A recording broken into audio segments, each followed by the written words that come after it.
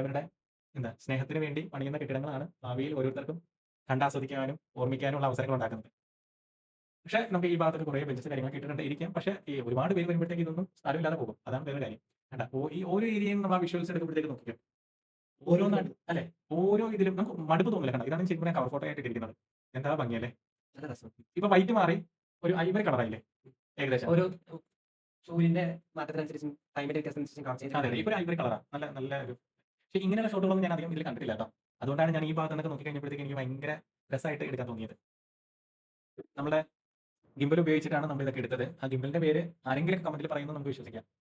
ഇനി ഇതെല്ലാം നമ്മൾ കണ്ടു. കണ്ടോ? ആ മരത്തിന്റെ ഇടയിൽ കൂടിയൊക്കെ നോക്കുമ്പോൾ ആ സൈസ് കണ്ടോ അല്ലേ? നല്ല രസമുണ്ട്. ശരിക്കും പറഞ്ഞാൽ ഒരു നല്ല ഒരു കേക്ക് അല്ലേ? ഒരു കേക്ക് വെച്ചിരിക്കുന്ന പോലെ ഫീലിംഗ് ഉണ്ട്. വേണമെങ്കിൽ നമുക്ക് കട്ട് ചെയ്തെടുക്കാം ഓരോന്നായിട്ട്. ഇനി ഇത്രയൊക്കെ നമ്മൾ പറഞ്ഞു. ശരിക്കും പറഞ്ഞാൽ ഇതിന്റെ ഒരു ചീഫ് ആർക്കിടെക്റ്റ് ഉണ്ട്. അഹമ്മദ് ലാഹോരി എന്നാണ് അദ്ദേഹത്തിന്റെ പേര്. അദ്ദേഹം ഒരു പേർഷ്യൻ മുസ്ലിമാണ്.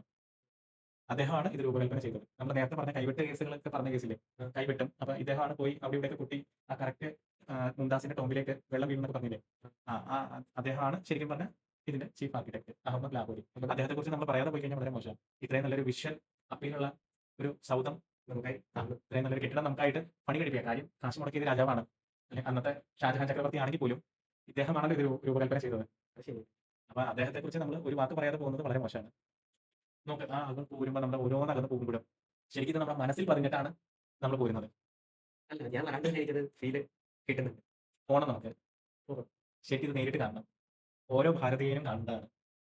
നമ്മൾ ആരും വിടാതെ ഇത്രയും മനോഹരമായ ഒരു ആർക്കിടെക്റ്റ് കണ്ട ഈ സൈഡ് നമ്മൾ ഇതിപ്പോ ഈ ഭാഗം എവിടെയാ വന്നതെന്ന് മനസ്സിലായില്ലേ? നമ്മൾ ആ നടുക്ക് ഡയാന ബെഞ്ച് കിടന്നിരുന്ന സ്ഥലമില്ലേ? അതിന് നേരെ ഈ ഭാഗത്തായിട്ട് താജ്മഹലിന് ഇതിന് പെർപെൻഡിക്കുലർ ആയിട്ട് പോകുന്ന ഭാഗമാണ്. കണ്ട അതിന് ഓപ്പോസിറ്റും അതേപോലെ തന്നെ കണ്ട ഡയാന ബെഞ്ച് കിടന്നിരുന്ന സ്ഥലം. ശരിക്കും പറഞ്ഞാൽ ഇത് ഞാൻ നേരത്തെ പറഞ്ഞ ബ്രിട്ടീഷ് വൈസ്രോയി പേഴ്സൺ അദ്ദേഹമാണ് ഇതൊക്കെ ഒന്ന് മരാമത്തൊക്കെ ചെയ്തിട്ട് കൂടാതെ ഈ ഗാർഡനൊക്കെ അടിപൊളിയാക്കി എടുത്തത്. അതിന് പിന്നെ അതുകൂടാതെ യുണൈറ്റഡ് നേഷൻസിന്റെ വേൾഡ് ഹെറിറ്റേജ് സൈറ്റ് ആയിട്ട് താജ്മഹലിനെ പ്രഖ്യാപിച്ചു. 1983 ആ പ്രഖ്യാപനം ഉണ്ടായത്. അപ്പോൾ കൂടുതൽ ലോകശ്രദ്ധ താജ്മഹലിലേക്ക് വന്നു. ഇത് കൂടാതെ അതിന്റെ ഭാഗമായിട്ടാണ് ഈ താജ്മഹലിന്റെ മുകളിൽ കൂടി വിമാനങ്ങൾക്ക് പറക്കാൻ കഴിയില്ല. തൊട്ടടുത്തുള്ള വാഹനങ്ങളെല്ലാം ഇലക്ട്രിക് വാഹനങ്ങളായിരിക്കണം യൂസ് ചെയ്യുന്നത്. അടുത്തുള്ള കമ്പനികളൊക്കെ മാറ്റി സ്ഥാപിച്ചു. അതായത് അതിൽ നിന്ന് വരുന്ന ഒരു പുകയോ അല്ലെങ്കിൽ രാസമാലിന്യമോ ഒന്നും താജ്മഹലിനെ ഡാമേജ് ആക്കാതിരിക്കാൻ വേണ്ടിയിട്ടാണ് ഈ കാര്യങ്ങളെല്ലാം ചെയ്തത്.